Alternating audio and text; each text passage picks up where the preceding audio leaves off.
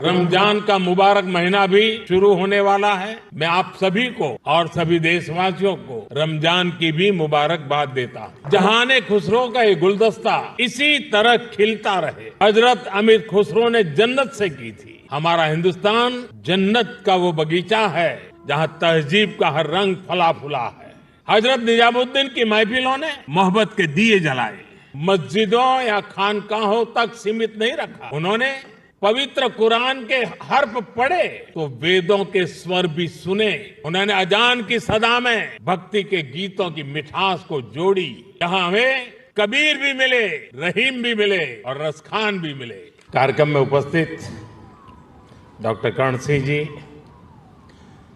मुजफ्फर अली जी, मीरा अली जी, अन्य महानुभाव, देवी और सज्जनों, आज जहान खुसरो में आकर मन खुश होना बहुत स्वाभाविक है। हजरत अमीर खुसरो जिस बसंत के दीवाने थे, वो बसंत आज यहाँ दिल्ली में मौसम है ही नहीं, बल्कि जहान खुसरो के इस आबो हवा में भी धुला हुआ है। हजरत खुसरो के शब्दों में कहें तो सकल बन फूल रही बरस सरसों, सकल बन फूल रही सरसों, अम्बवा फूटे टेसू फूटे, कोयल बोले डार डार। यहां माहौल वाकई कुछ ऐसा ही है। यहां महफिल में आने से पहले अभी मुझे तह बाजार घूमने का मौका मिला। उसके बाद बागे फिरदौस में कुछ साथियों से भी अलब जलब दुआ सलाम हुई। अभी नजरे कृष्णा और जो विभिन्न आयोजन हुए, असुविधा के बीच कलाकार के लिए माइक की अपनी एक ताकत होती है, लेकिन उसके बाद भी प्रकृति के सहारे उन्होंने जो कुछ भी प्रस्तुत करने का प्रयास किया, शायद उनको भी थोड़ी निराशा हुई होगी। जो लोग इस आनंद को पाने के लिए आए थे, उनको भी शायद निराशा हुई होगी। लेकिन कभी कभी ऐसे अवसर भी जीवन में बहुत कुछ सीख दे करके जाते हैं। मैं मानता हूं आज का अवसर भी हमें सीख दे करके जाएगा। साथियों, ऐसे मौके देश की कला संस्कृति के लिए तो जरूरी होते ही हैं, इनमें एक सुकून भी मिलता है। जहान खुसरो का ये सिलसिला अपने 25 साल भी पूरे कर रहा है। इन 25 वर्षों में इस आयोजन का लोगों के जहन में जगह बना लेना, ये अपने आप में इसकी सबसे बड़ी कामयाबी है। मैं डॉक्टर कर्ण सिंह जी, मित्र मुजफ्फर अली जी, बहन मीरा अली जी और अन्य सहयोगियों को इसके लिए बहुत बहुत बधाई देता हूं। जहान खुसरो का ये गुलदस्ता इसी तरह खिलता रहे। मैं इसके लिए रूमी फाउंडेशन को और आप सभी को बहुत बहुत शुभकामनाएं देता हूं। रमजान का मुबारक महीना भी शुरू होने वाला है। मैं आप सभी को और सभी देशवासियों को रमजान की भी मुबारकबाद देता हूं। आज मैं सुंदर नर्सरी आया हूं तो हिज हाइनेस प्रिंस करीम आगा खान को भी याद आना मुझे बहुत स्वाभाविक है। सुंदर नर्सरी को सजाने संवारने में उनका जो योगदान है, वो लाखों कला प्रेमियों के लिए वरदान बन गया है। साथियों, गुजरात में सूफी परंपरा का बड़ा सेंटर सरखेज रोजा रहा है। वक्त के थपेड़ों में एक समय उसकी हालत काफी खराब हो गई थी। जब मैं मुख्यमंत्री था तब उसके रिस्टोरेशन पर काफी काम करवाया गया था। और बहुत कम लोगों को मालूम होगा, एक जमाना था जहां सरखेज रोजा में बड़ी धूमधाम के साथ कृष्णोत्सव मनाया जाता था और बहुत बड़ी मात्रा में मनाया जाता था। और आज भी यहां कृष्ण भक्ति के रंग में हम सब रंग गए थे। मैं सरखेज रोजा में होने वाले सालाना सूफी संगीत कार्यक्रम में शिरकत भी अवसरन किया करता था। सूफी संगीत एक ऐसी साजी विरासत है जिसको हम सब मिलजुल कर जीते आए हैं। हम सब ऐसे ही बड़े हुए हैं। अभी यहां नजरे कृष्णा की जो प्रस्तुति हुई उसमें भी हमारी साजी विरासत की झलक दिखाई देती है। साथियों, जहान खुसरो के इस आयोजन में एक अलग खुशबू है। ये खुशबू हिंदुस्तान की मिट्टी की है।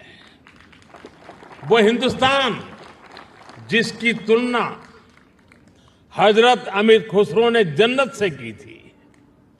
हमारा हिंदुस्तान जन्नत का वो बगीचा है जहां तहजीब का हर रंग फला फूला है। यहां की मिट्टी के मिजाज में ही कुछ खास है। शायद इसलिए जब सूफी परंपरा हिंदुस्तान आई तो उसे भी लगा जैसे वो अपनी ही जमी से जुड़ गई हो। यहां बाबा फरीद की रूहानी बातों ने दिलों को सुकून दिया। हजरत निजामुद्दीन की महफिलों ने मोहब्बत के दिए जलाए। हजरत अमीर खुसरो की बोलियों ने नए मोती पिरोए। और जो नतीजा निकला वो हजरत खुसरो के इन मशहूर पंक्तियों में व्यक्त हुआ।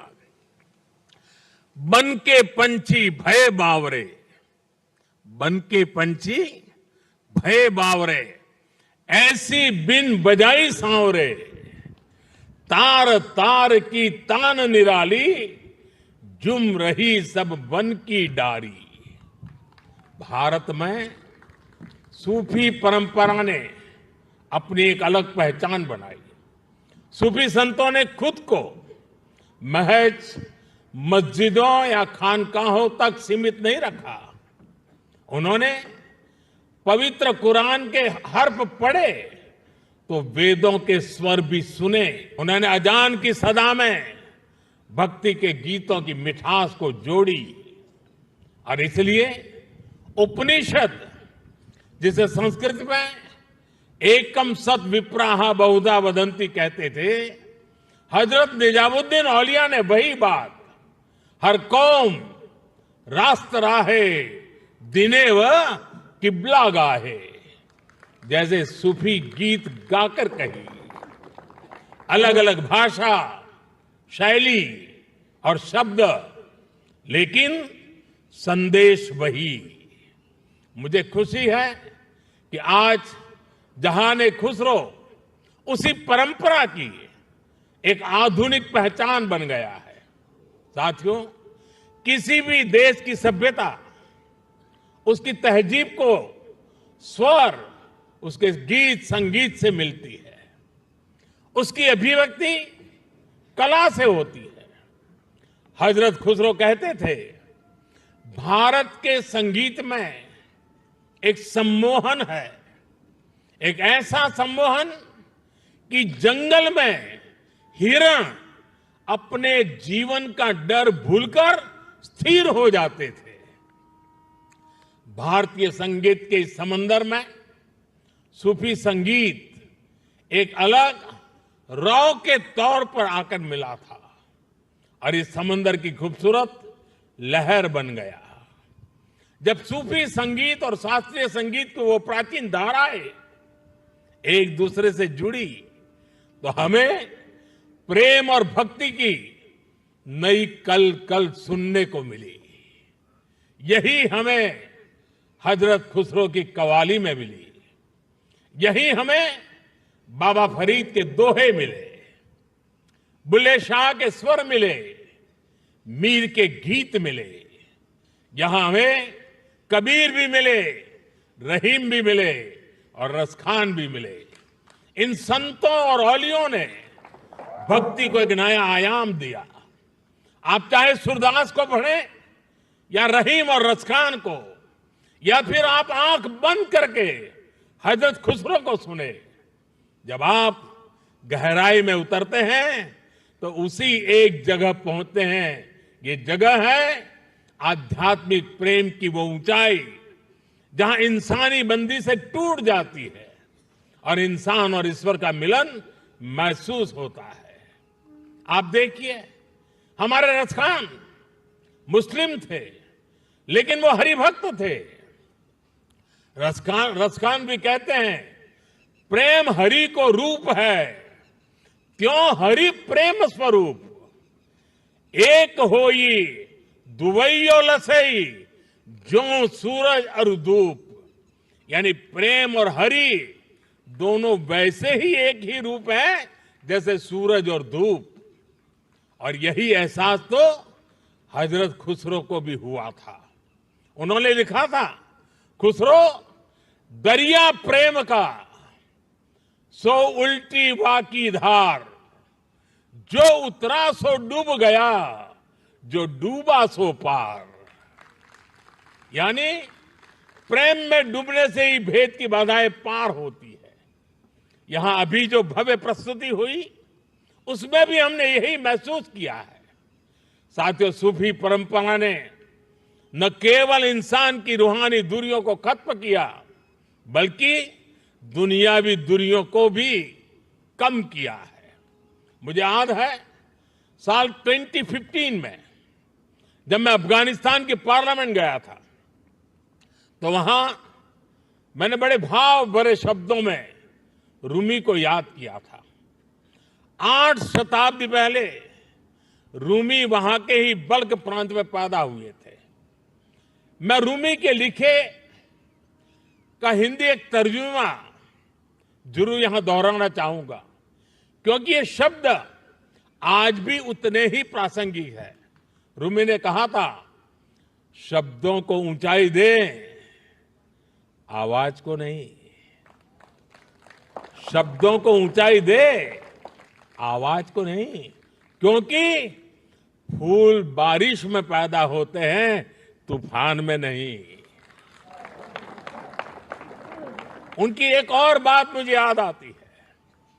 मैं थोड़ा देशज शब्दों में कहूं तो उसका अर्थ है, मैं ना पूरब का हूं ना पश्चिम का, ना मैं समंदर से निकला हूं और ना मैं जमीन से आया हूं। मेरी जगह कोई है ही नहीं। मैं किसी जगह का नहीं हूं, यानी मैं सब जगह हूं। ये विचार, ये दर्शन वसुधैव कुटुंबकम की हमारी भावना से अलग नहीं है। जब मैं दुनिया के विभिन्न देशों में भारत का प्रतिनिधित्व करता हूं तो इन विचारों से मुझे ताकत मिलती है। मुझे याद है जब मैं ईरान गया था तो ज्वाइंट प्रेस कॉन्फ्रेंस के समय मैंने वहां मिर्जा गालिब का एक शेर पढ़ा था, जनुनत गर्बे नफ्से खुद तमाम अस्त, जे काशी पाबे काशान निम गाम अस्त। यानी जब हम जागते हैं तो हमें काशी और काशान की दूरी केवल आधा कदम ही दिखती है।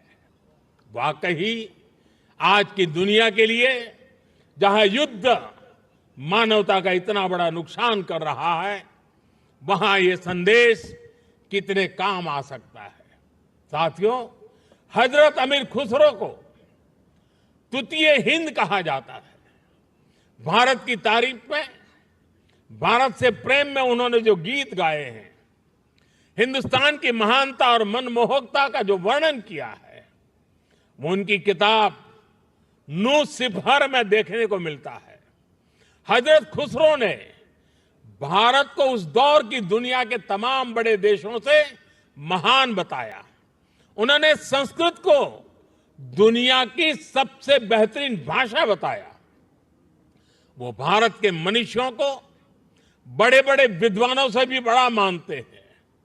भारत में शून्य का, गणित और विज्ञान और दर्शन का ये ज्ञान कैसे बाकी दुनिया तक पहुंचा, कैसे भारत का गणित अरब पहुंचकर वहां पर जाकर के हिंदसा के नाम से जाना गया। हजरत खुसरो न केवल अपनी किताबों में इसका जिक्र करते हैं, बल्कि उस पर गर्व भी करते हैं। गुलामी के लंबे कालखंड में जब इतना कुछ तबाह किया गया, अगर आज हम अपने अतीत से परिचित हैं, तो इसमें हजरत खुसरो की रचनाओं की बड़ी भूमिका है। साथियों, इस विरासत को हमें निरंतर समृद्ध करते रहना है। मुझे संतोष है जहां खुसरो जैसे प्रयास इस दायित्व को बखूबी निभा रहे हैं, और अखंड रूप से 25 साल तक ये काम करना ये छोटी बात नहीं है। मैं मेरे मित्र को बहुत बहुत बधाई देता हूं। मैं एक बार फिर आप सभी को इस आयोजन के लिए बधाई देता हूं। कुछ कठिनाइयों के बीच भी